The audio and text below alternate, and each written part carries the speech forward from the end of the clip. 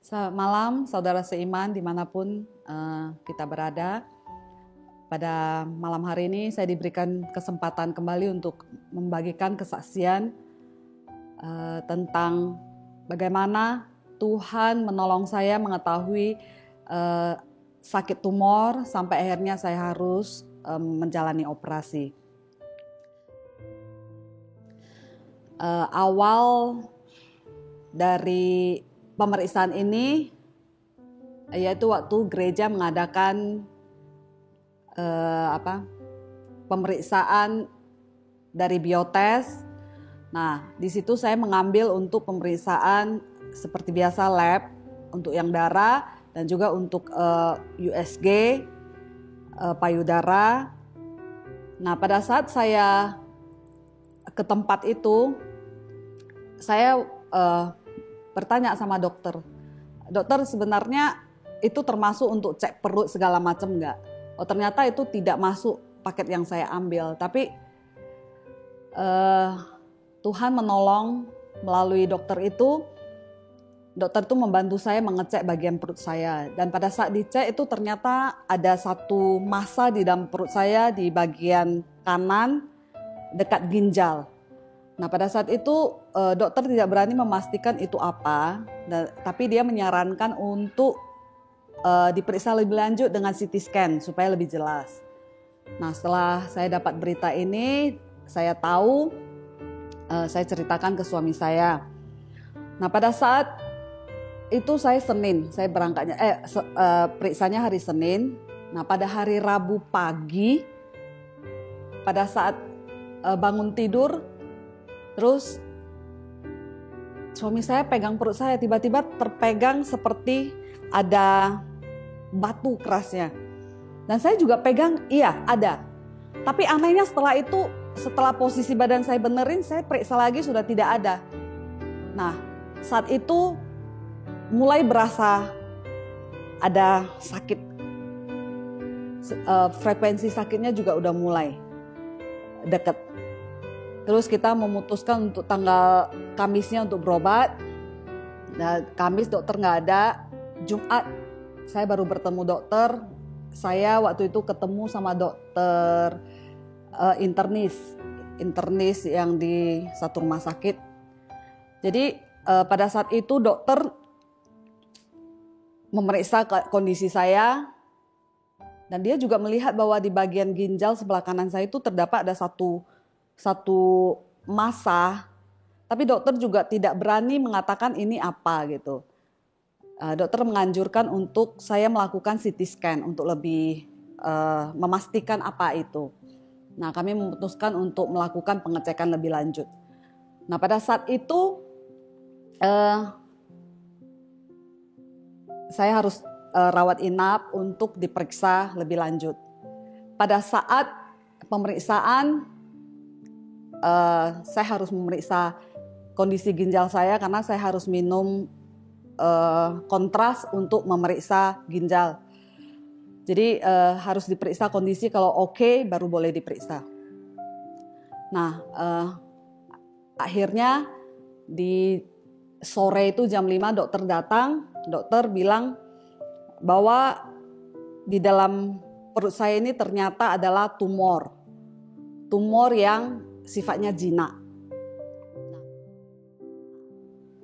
Nah, pada saat itu kita bertanya ke dokter, setelah ketahuan seperti ini apa yang harus kami lakukan? Apakah ini harus diangkat atau seperti apa? Karena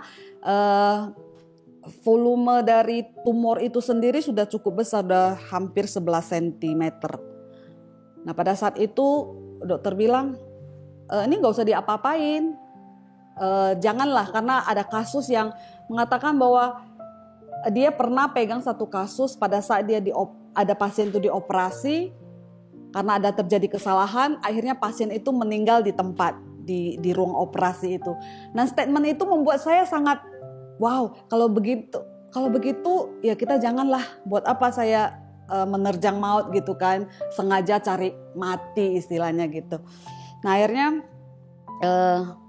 kita pulang setelah dicek ternyata itu tumor jinak dan itu kata dokter tidak perlu diapa-apain ya. Akhirnya kita pulang tapi volume sakit, frekuensi sakitnya tuh semakin hari tuh semakin berasa gitu. Dia sakitnya gitu rasanya. Jadi membuat saya tuh nggak nyaman. Dokter cuma kasih saya obat penahan sakit, tapi saya nggak minum. Akhirnya kami memutuskan untuk pada saat itu untuk pergi ke Penang untuk periksa. Nah, jadi kami cari waktu untuk berangkat. Waktu saya CT scan itu di Januari pertengahan, kalau saya nggak salah di tanggal 15. Nah, kami mempersiapkan diri lebih kurang 1 bulan. Di Desember 15 kami memutuskan untuk berangkat. Jadi suami menemani saya untuk berangkat ke Penang untuk melakukan pemeriksaan untuk memastikan bahwa kondisi saya ini tidak apa-apa.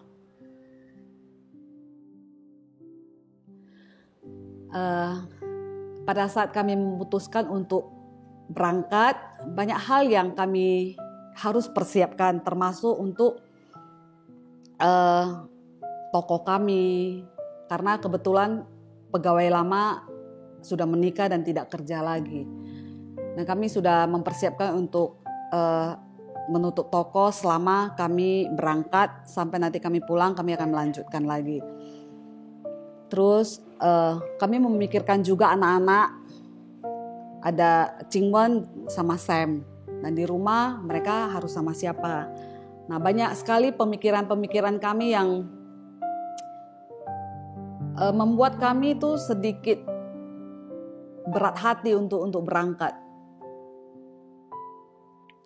Tapi di dalam kebimbangan itu kami melihat Tuhan tuh begitu luar biasa. 1 minggu sebelum keberangkatan kami, saya mendapat kabar dari pegawai lama saya, dia minta untuk kembali bekerja. Wah, saya pikir ini Tuhan sungguh bekerja dalam semua proses ini. Nah, dia kembali. Dalam 1 minggu itu kami mempersiapkan dia untuk bisa kami tinggalkan. Nah, setelah itu masalah anak juga Tuhan buka jalan bagi kami. Ada jemaat kita, itu keluarga dari Johannes Chandra. Mereka membuka diri untuk boleh menitipkan Sam di rumah mereka selama kami ke Penang. Dan kami bersyukur Tuhan mempersiapkan semua itu di luar apa yang kami pikirkan. Nah, setelah sampai hari H, kami berangkat. Waktu itu Minggu kami berangkat. Senin saya mulai memeriksakan diri ke rumah sakit di Penang. Tapi dokter yang kami pilih waktu itu adalah dokter internis bagian MAH. Dan rupanya dokter itu adalah dengan yang mau saya periksa itu nggak cocok. Jadi dokter bilang, oh ini bukan bagian saya. Nah, saya akan merekomendasikan ke dokter urologi. Nah, saat itu juga kami langsung didaftarkan ke dokter urologi di rumah sakit Island waktu itu. Nah, sambil menunggu kita dipanggil, saya kontak dengan sepupu saya. Saya bilang, saya salah dokter nih. Sekarang saya direkomendasikan ke dokter urologi. Nah, dokter urologi yang ada di sini, ini yang dokter rekomenkan. Dia kalau nggak salah itu seorang India. Tapi yang herannya pada saat itu saya juga meminta dia untuk mencarikan alternatif lain, yaitu dokter urologi yang lain di luar rumah sakit ini. Nah, dan dia mengiyakan, dia membantu mencari informasi. Nah, sampai pada giliran kami masuk, saya dan suami itu sudah sepakat. Pokoknya kali ini kita datang hanya untuk mengecek dan mengetahui keadaan, dan kita tidak akan melakukan apa-apa, tidak akan melakukan tindakan operasi dan sebagainya. Pokoknya intinya hanya cek itu aja. Udah, setelah itu kami masuk. masuk ke ruang praktek. Dokter melihat semua hasil yang kami bawa dari Indonesia. Dia baca dan dia bilang ini harus segera dibuang. Dan termasuk ginjal saya yang sebelah kanan itu semua harus diangkat, harus dibuang. Waktu mendengar pernyataan dokter itu kami sempat shock. Kami sempat shock karena di Indonesia dokter mengatakan ini nggak apa-apa, it's okay, nggak apa-apa, baik-baik aja. Tapi pada saat dokter mengatakan ini harus dibuang, saya juga nggak tahu kenapa saya begitu tenang dan saya mengatakan iya boleh. Nah, suami saya sampai ngeliatin saya, kan tadinya sudah sepakat untuk tidak melakukan tindakan, tapi saya nggak tahu juga kenapa pada saat itu saya mengiyakan. Kemudian kami bertanya bagaimana kalau ini tidak dilakukan sekarang atau ada alternatif lain nggak? Nah, dokter mengatakan ada alternatif kedua yaitu dengan laser untuk mematikan tumor yang ada di dalam perut saya yang dekat ginjal itu. Tapi ini dilakukan tidak bisa hanya sekali, itu bisa 3 atau 4 kali sampai benar-benar tumor itu mati gitu loh. Tapi tidak bisa dikeluarkan dari badan juga, tetap akan tinggal di dalam perut saya itu tumor yang dimatikan. Nah, akhirnya kami minta waktu ke dokter untuk kami pikirkan supaya kalau memang mau ya kita akan segera kembali gitu. Nah, pada saat itu kami pulang. Nah, pada saat kami pulang, kebetulan sepupu saya juga udah selesai urusannya dan dia bisa menjemput kami di island. Nah, waktu kami naik ke mobilnya kami cerita, oh begini loh kata dokter, ternyata saya harus dioperasi dan dibuang ginjalnya. Nah, waktu itu suami saya udah panik gini karena memikirkan harus membuang ginjal saya yang satu itu.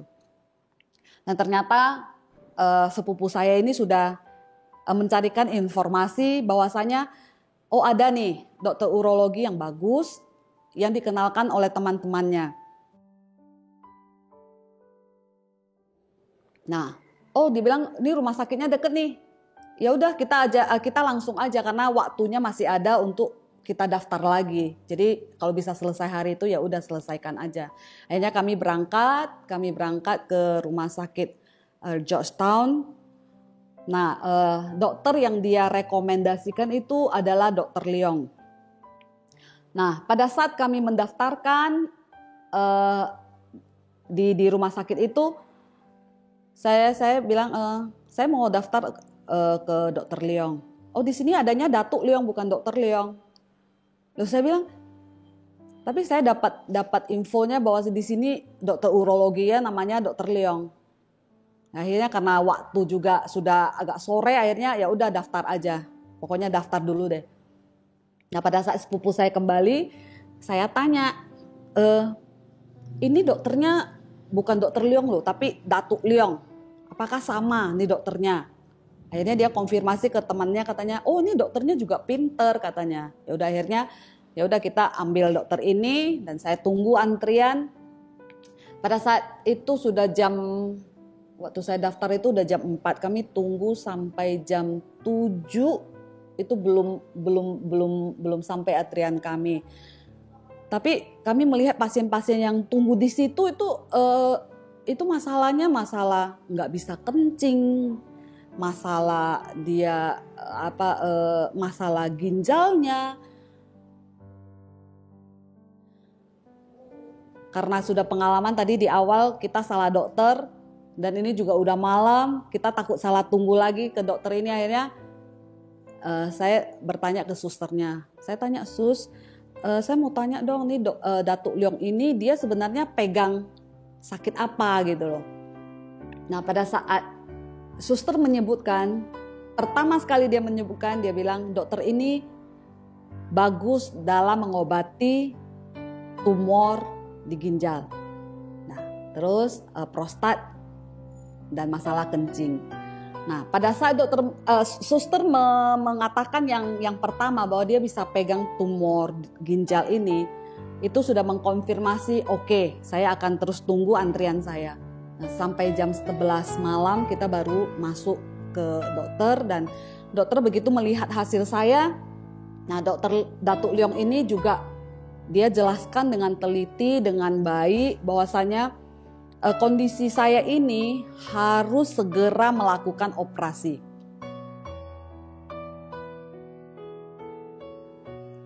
Jadi dua dokter menyarankan saya untuk membuang tumor di dalam ginjal saya ini. Tapi dokter ini bilang, saya akan mengusahakan hanya membuang tumor itu saja. Saya usahakan tidak membuang ginjal yang itu tempat tumor menempel. Karena kondisinya udah 11 cm dan ini akan bahaya kalau tidak diangkat, karena kalau dia meledak di dalam itu akan lebih sulit untuk ditangani dan lebih berbahaya untuk jiwa gitu. Jadi lebih tinggi lah tingkat akibat meledak ini, tingkat kematiannya jadi lebih tinggi. Nah, karena ini sudah dokter kedua dan apa yang dokter katakan itu adalah sama, hanya penanganan yang berbeda. Akhirnya suami saya mendengar dan dia lebih yakin sama dokter ini. Akhirnya dia bilang, ya sudah, kalau memang ini harus dibuang, ya kita harus buang. Nah, dokter tidak langsung mengiyakan. Waktu itu Senin malam, dia minta 1 hari untuk dia evaluasi. Hari Rabu dia minta kami untuk kembali. Nah, akhirnya kami pulang. Pada hari Rabu sore kami kembali lagi ke dokter itu, ke rumah sakit itu. Dan ternyata dokter seperti yang awal dia katakan bahwa dia akan membuang tumor saya saja tanpa membuang ginjal. Tapi dengan satu catatan, jika di dalam pengerjaannya tiba-tiba ada hal yang tak terduga dan mengakibatkan ginjal itu harus diangkat, dia harus angkat demi menyelamatkan nyawa saya. Nah, akhirnya kami setuju, kami sepakat, langsung pada hari itu juga, malam itu juga, Rabu malam itu di tanggal 18 Desember waktu itu, saya langsung rawat inap. Nah, dipasang infus lah, dicek segala macam untuk prosedur masuk ke dalam rawat inap. Nah, pada saat menunggu operasi akan dilakukan besok hari, dan saya adalah pasien kedua dari dokter itu di hari Kamis, karena hari Kamis adalah hari operasinya dokter. Nah, pada saat saya akan dioperasi, dengan luar biasanya saya merasakan Tuhan tuh memberikan saya ketenangan yang luar biasa. Pada saat itu saya tidak merasakan ketakutan sama sekali tidak takut, sama sekali tidak ada keraguan, sama sekali tidak ada hal-hal yang membuat saya itu takut saat menjalani operasi. Karena terus terang saya ini orangnya penakut, dan apalagi ini operasi yang dokter bilang akan memakan waktu antara 7 sampai 8 jam. Dia prediksi operasi ini akan selesai. Nah, pada saat tengah hari sore hari jam-jam 3:30, 4, saya sudah dipersiapkan untuk masuk ke ruang operasi. Nah, pada saat saya masuk ke ruang operasi, ternyata dokter masih belum selesai untuk pasien yang pertama. Dia mengangkat kanker prostat kalau saya nggak salah waktu itu. Nah, akhirnya jam 4 lebih dia baru selesai, akhirnya dia istirahat. Nah, jam 6 sore dia baru masuk untuk mengoperasi saya.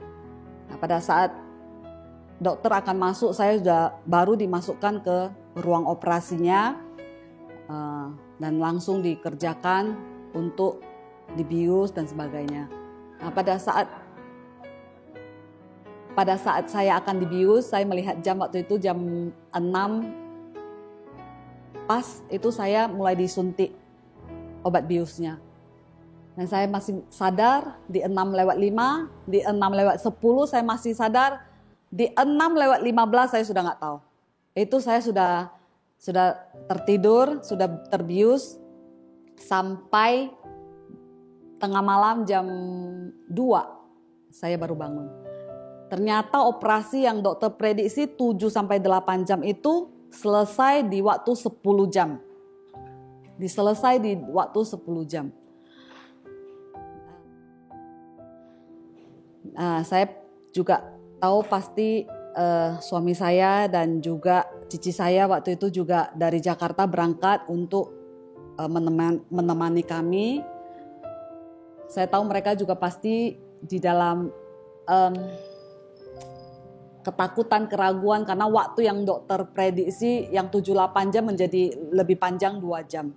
Tapi mereka menjadi lega saat saya didorong keluar untuk masuk ke kamar ICU supaya untuk menyadarkan saya dulu baru masuk ke ruang kamar biasa gitu. Nah, saya bersyukur di dalam semua proses itu Tuhan turut campur tangan dan semua boleh berjalan dengan baik. Dan saya boleh merasakan ketenangan yang luar biasa. Nah, setelah saya keluar, saya mendengar suami saya berkata bahwa suster yang pada saat dia mendorong saya untuk masuk ke ruang operasi, dia bilang ke suami saya bahwa, "Pak, saya tuh sudah banyak mengantar orang masuk ke ruang operasi. Tapi beda dengan ibu ini, dia begitu tenang, dia tidak takut sama sekali. Dan saya bisa melihat itu," dia bilang. Nah, saya mau katakan bahwa ketenangan dan damai sejahtera itu benar-benar daripada Tuhan. Karena untuk saya tipe orang yang sangat penakut dan panikan, ini biasanya membuat saya itu udah serba salah. Tapi puji Tuhan, pada saat saya menjalani semua itu, Tuhan memberikan kepada saya benar-benar satu ketenangan yang luar biasa yang saya tidak dapat menggambarkan ketenangan itu tuh seperti apa gitu loh. Benar-benar tenang dan benar-benar tidak takut. Nah, setelah saya di rumah sakit ada 3-4 hari, saya diperbolehkan pulang. Pada saat itu sudah tanggal 24 waktu saya pulang, dan tanggal 25 saya rencana mau ke gereja di sana untuk mengikuti kebaktian ibadah Natal. Tapi ternyata kondisi saya belum memungkinkan, perut saya masih sakit dan saya harus terus berjuang untuk pemulihan saya. Pada saat pemulihan itu juga rasanya itu lebih susah daripada saya dibius dan dioperasi 10 jam.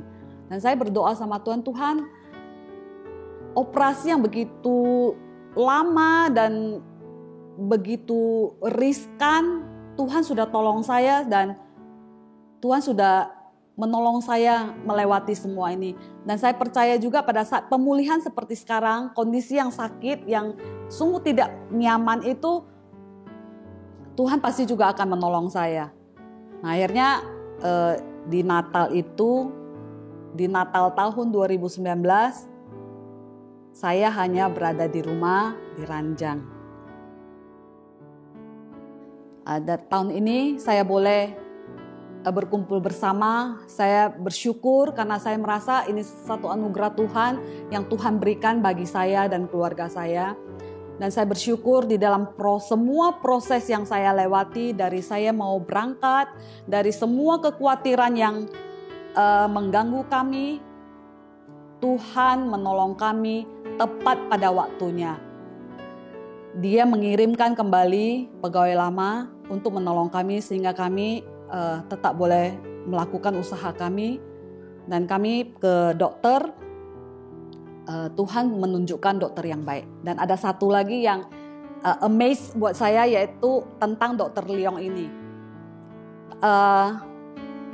Saya masih penasaran sebenarnya dokter Leong yang sepupu saya yang kenalin ini sebenarnya dokter ini bukan sih gitu kan.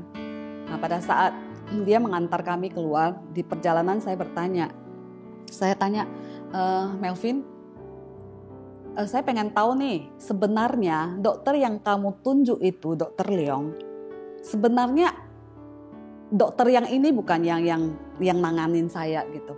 Dia bilang bukan, yang saya kenal punya dokter Leong bukan dokter ini. Dulu dia ada di rumah sakit lain. Saya menjadi amazed. Ternyata dokternya ada dokter terbaik di Penang untuk menangani urologi, menangani tumor. Kami pulang pada tanggal 28 Desember. Pada saat kami pulang, sebelumnya kami ada minta surat untuk nanti waktu saya pulang, saya akan menggunakan kursi roda. Pada saat saya sampai ke bandara, check-in dan surat itu suami saya kasih ke tempat counter check-in. Ternyata surat itu sudah kadaluarsa, nggak bisa dipakai lagi. Tapi ya sekali lagi Tuhan tolong, petugas check-in ini sangat membantu kami. Dia memudahkan kami untuk tidak perlu mengurus surat-surat itu lagi. Dia bilang, pokoknya nanti kalau ditanya apakah ini operasi, kita disuruh jawab bukan operasi. Karena kalau operasi nanti dipersulit untuk naik ke pesawat, bisa jadi batal dan sebagainya. Akhirnya dia menyediakan satu kursi roda tanpa menggunakan surat dokter. Dan dia juga pesan, kalau nanti seandainya nanti petugas di depan situ, di ruang tunggu, kalau suruh kita, ini nggak boleh pakai, ya mau nggak mau saya harus bangun gitu. Ya saya bilang, semua sudah Tuhan atur sedemikian rupa, saya boleh memakai kursi roda itu sampai saya naik ke pesawat. Dan petugas check-in itu juga sudah mendaftarkan saya, nanti setelah saya sampai ke Jakarta, itu juga saya bisa pakai kursi roda. Di pesawat pun saya punya tempat khusus karena saya memakai kursi roda. Nah, saya diberi kemudahan waktu pulang. Dan saya bersyukur di dalam perjalanan pun saya baik-baik aja. Nah, pada saat pulang pun Tuhan juga sudah menyediakan anak Tuhan yang sangat baik, yang memperhatikan kami untuk menjemput kami. Saya bersyukur untuk Jacob, untuk Elis Chandra yang terus mendukung kami selama proses kami berobat sampai pulangnya pun mereka bersedia untuk menjemput kami. Kami bersyukur, saya tahu semua Tuhan yang atur bagi kami.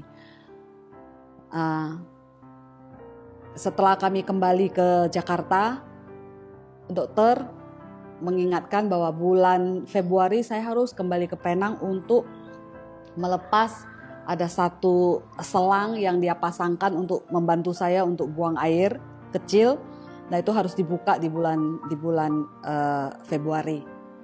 Nah, kami mengatur jadwal dan bulan Februari kami kembali.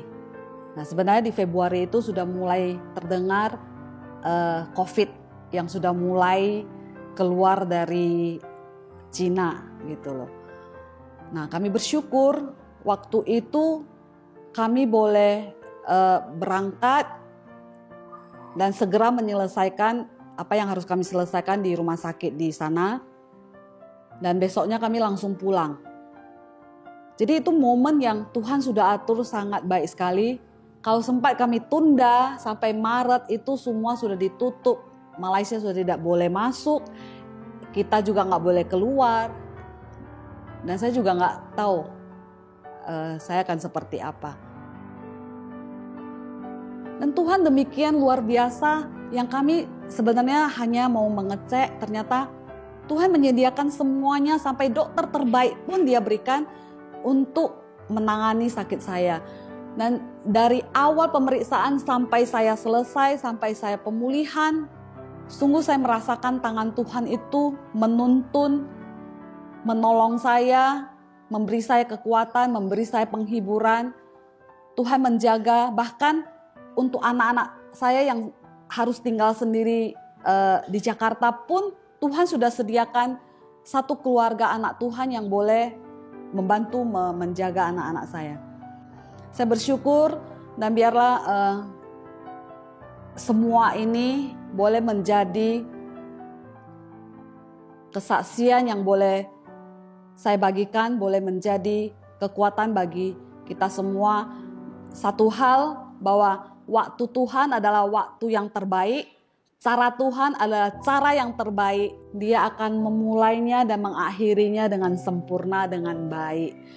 Dan sekali lagi, saya bersyukur Tuhan begitu baik dan luar biasa.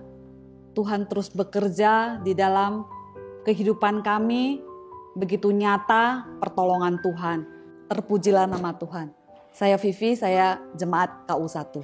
Terima kasih, Tuhan memberkati.